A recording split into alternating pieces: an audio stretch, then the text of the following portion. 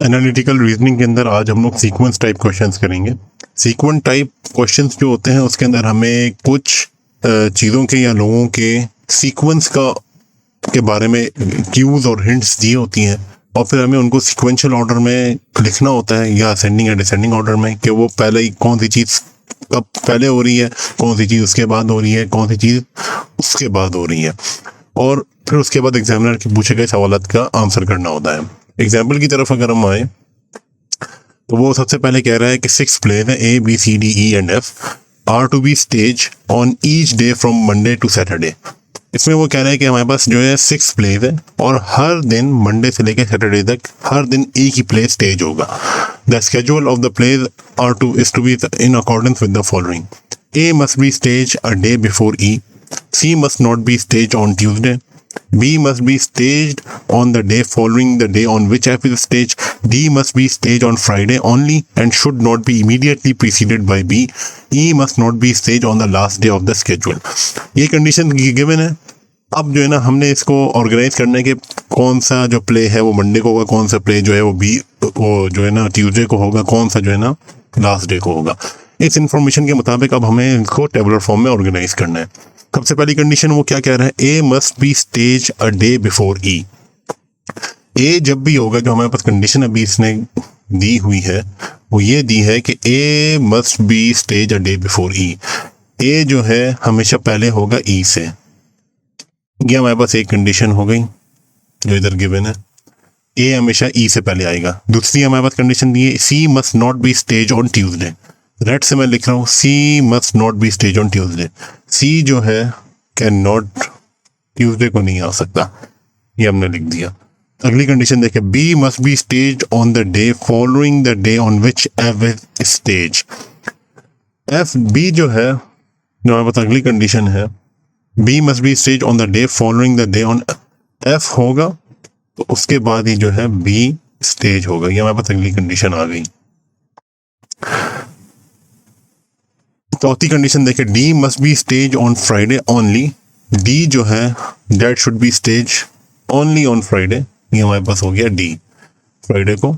And should not be immediately preceded by B. D से पहले B नहीं आ सकता, तो इसका मतलब ये हुआ थर्सडे से पहले बी नहीं आ सकता। इसको मैं फिर रेड से लिख रहा हूँ, थर्सडे वाले दिन बी कैन नॉट अकर। ये हमारे पास पता चल गया इस कंडीशन से। आखिरी कंडीशन में वो कह रहे हैं, it must not be stage on the last day of the schedule. Saturday को ई हवा जो प्ले है वो स्टेज नहीं हो सकता। ये मैंने इधर लिख दिया। अब अगर हम देखें, हमारे पास हमें पता है ट्यूसडे को सी नहीं हो सकता, थर्सडे को बी नहीं हो सकता, सैटरडे को ई नहीं हो सकता। अगर हम ऊपर देखें तो वो ये कह रहा है कि एफ जो है हमेशा बी से पहले आएगा। तो अगर हम इस कंडीशन को इधर देखें, अगर थर्सडे को बी नहीं हो सकता तो इसका मतलब ये है कि एफ वेडनेसडे को नहीं हो सकता, क्योंकि बी इधर नहीं हो सकता। इधर हम लोग रेड से लिख देंगे, एफ वेडनेसडे को नहीं हो सकता क्योंकि एफ से पहले हमेशा बी आएगा। ये हमारे पास एक कंडीशन पता चल गई। अब अगर हम देखें, ई जो है वो ई से पहले हमेशा ए होगा, तो ई इधर नहीं आ सकता, ए इधर नहीं आ सकता, ये हमें पता चल गया। ई इधर भी नहीं आ सकता क्योंकि इधर डी है। अगर हम देखें, अब अगर हम लोग फॉर एग्जांपल कंसिडर करें, हम लोग लिख देते हैं कि for the sake of observation कहते हैं कि अगर ए को हम लोग मंडे को कर दें, ये हमने मंडे को ए कर दिया। किसी जो कंडीशन गिवन है इधर, इसके अंदर किसी स्टेटमेंट से ये कॉन्फ्लिक्ट नहीं आ रहा। ए के बाद जो हमें कंडीशन गिवन है वो है कि ए के बाद हमेशा ई आएगा। हम लोग डायरेक्ट इधर ट्यूसडे वाले दिन अगर ई लिख दें, अभी भी कोई कॉन्फ्लिक्ट नहीं आ रहा। ट्यूसडे को सी है, सी इधर नहीं हो रहा, जबकि ई इधर आ सकता है, कोई कॉन्फ्लिक्ट नहीं है। फिर अगर हम देखें कि एफ के बाद हमेशा जो प्रीसीड करेगा वो बी करेगा। एफ के बाद हमेशा प्रोसीड बी करेगा, लेकिन अगर हम देखें तो इधर हमारे पास गलती हो गई। अब हमारे पास एफ बचा है, एफ अगर हम डालते तो ये आ नहीं सकता इधर, ये हमारे पास गलत हो गया, तो ये कंडीशन हमारे पास फुलफिल नहीं हो रही। अब अगली हम कंडीशन लगाते हैं। अगर अब हम लोग ऐसा करें कि हम लोग सबसे पहले जो है एफ को लिख लें, अगर मंडे वाले दिन अगर हम लोग एफ ले आए और हमने अपनी कंडीशन के अंदर देखा है कि एफ के बाद हमेशा बी आएगा, बी को अगर हम लिखें तो कोई कॉन्फ्लिक्ट अभी तक नहीं हो रहा। जितनी हमें स्टेटमेंट्स दी है इससे कोई कॉन्फ्लिक्ट इसमें नहीं हो रहा। अब अगर हम लोग वेडनेसडे को ये वाली कंडीशन अगर लगा दे, ए और ई वाली, वेडनेसडे को आ गया ए हमारे पास, और ए के बाद जो फॉलो कर रहा है वो ई कर रहा है। अभी तक हमारे पास कोई कॉन्फ्लिक्ट नहीं आ रहा। हाँ, इधर थर्सडे को बी नहीं आ सकता था, हमने ई लिख दिया। वेडनेसडे को एफ नहीं आ सकता था, हमने ए लिख दिया। ट्यूसडे को सी नहीं आ सकता था, हमने बी लिख दिया। मंडे को एफ लिख दिया हमने। तमाम जो हमें कंडीशन गिवन है इसके सबको ये फॉलो कर रहे हैं। हमने अपनी कंडीशन में देखा था कि डी फ्राइडे को ही होगा, डी जो है वो फ्राइडे को होगा, ये हमने इधर लिख दिया। डी से पहले बी नहीं आ सकता, हमने बी नहीं लिखा तो हमने उसकी जगह ई लिख दिया। और आखिरी जो कंडीशन है वो ये है कि ई सैटरडे को नहीं आ सकता, ई हमने थर्सडे को कर दिया। और आखिरी जो हमारे पास प्ले बचता है वो बचता है सी।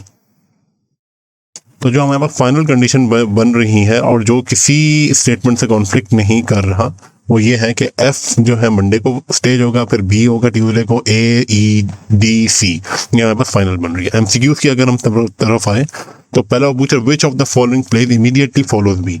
बी को कौन सा फॉलो कर रहा है? डायरेक्टली हमें पता चल गया इधर ए कर रहा है, तो इसमें जो हमारे पास करेक्ट ऑप्शन है वो है ए।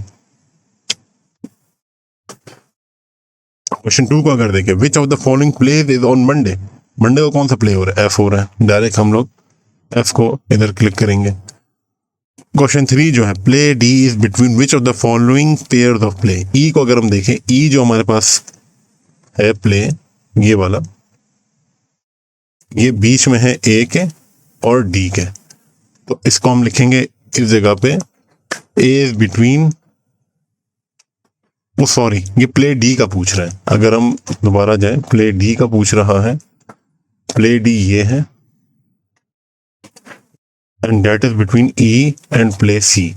तो अब हम अगर इसके अंदर देखें तो हमारे पास आखिरी ऑप्शन है सी एंड ई। सी एंड ई के दरमियान जो है प्ले डी है, ये हमने इधर टिक कर दिया।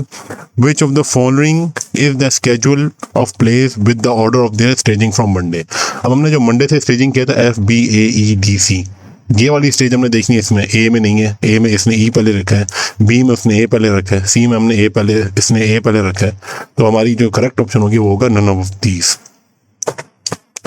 आखिरी अगर हम लोग देखें तो उसमें कह रहा है play C can not definitely be stage on which of the following days in addition to Tuesday. Original condition में उसने कहा था कि C must not be stage on Tuesday, हमें ये पता चल गया। उसके अलावा वो कह रहा है कि कौन सा अदर डे है जिस दिन सी बिल्कुल श्योरिटी के साथ हो ही नहीं सकता। तो वो अगर हम देखें तो हमें ये पता चला था कि जो फ्राइडे वाला डे है उस दिन खाली डी हो सकता है, इधर सी नहीं आ सकता, क्योंकि इस जगह पे हमें श्योरिटी के साथ पहले ही गिवन है कि D must be stage on Friday. तो हमारा करेक्ट ऑप्शन होगा फ्राइडे। फ्राइडे को क्योंकि हमें श्योरिटी से पहले ही पता था कि फ्राइडे को डी होगा, जो कि सवाल के अंदर ही गिवन है, तो इसके अंदर सी फ्राइडे को अकर नहीं कर सकता।